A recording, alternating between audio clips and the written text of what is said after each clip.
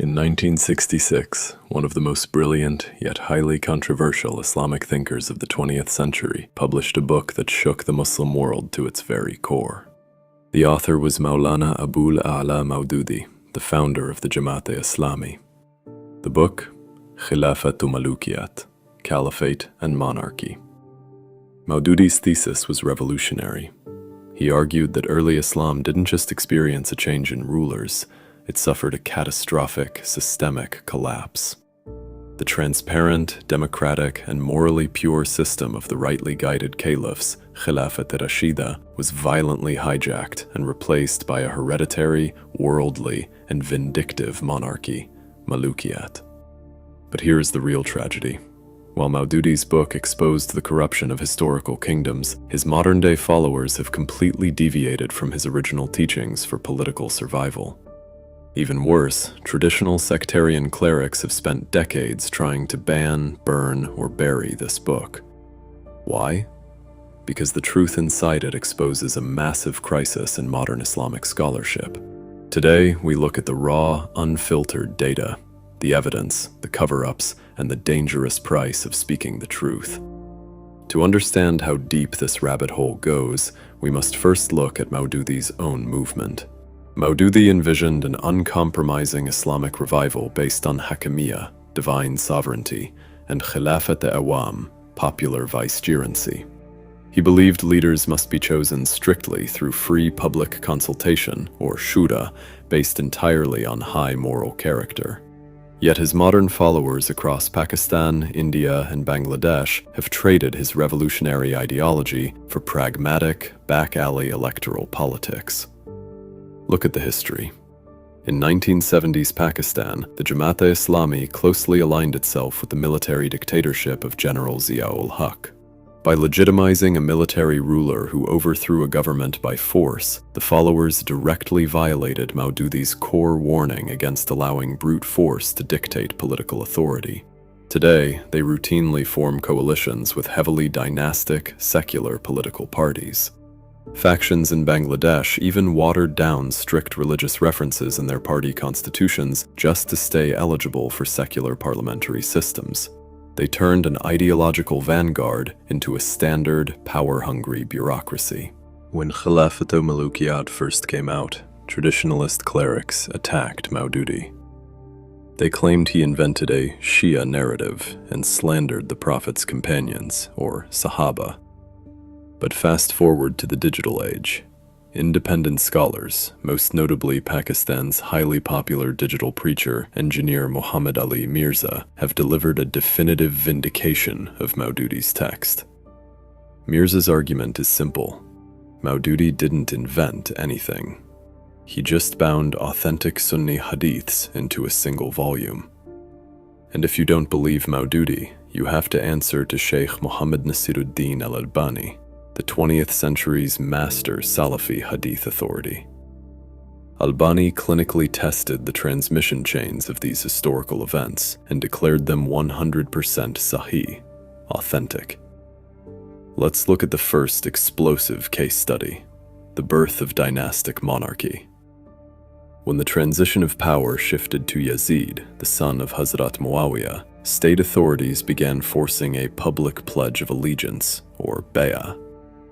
In Sahih al-Bukhari, it is explicitly recorded that the prominent companion, Abdurrahman ibn Abi Bakr, stood up in the Mosque of Medina and fiercely resisted. He openly told the state governor, Marwan, "This is the sunnah of the Roman Caesar and the Persian Khusros." Think about that. The Sahaba themselves explicitly recognized that turning leadership into a hereditary family heirloom was a direct imitation of pagan imperial empires.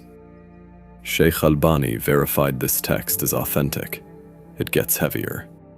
Case study number 2, the state-sponsored cursing of Imam Ali from the public pulpits.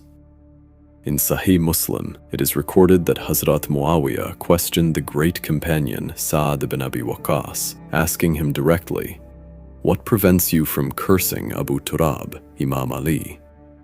Sa'd fiercely refused, citing 3 massive spiritual virtues of Ali he heard directly from the Prophet, including the famous hadith of Manzila, "You are to me as Aaron was to Moses." Now, classical commentators like Imam an-Nawawi and even modern Salafis like Sheikh Albani tried to use complex linguistic gymnastics to soften this text. They argued it was a casual question or an error in scholarly judgment, ijtihad, to protect the reputation of the early generation. But Engineer Mirza blows this defense wide open. He points out that Saad's high-stakes defensive reply proves he was facing severe state pressure. This practice was so widespread and systemic across the empire that it took a righteous Umayyad caliph, Umar ibn Abdulaziz, to officially ban it decades later, strategically replacing the state-mandated curses with the famous Quranic command for justice in Surah An-Nahl, verse 90. This brings us to the ultimate question.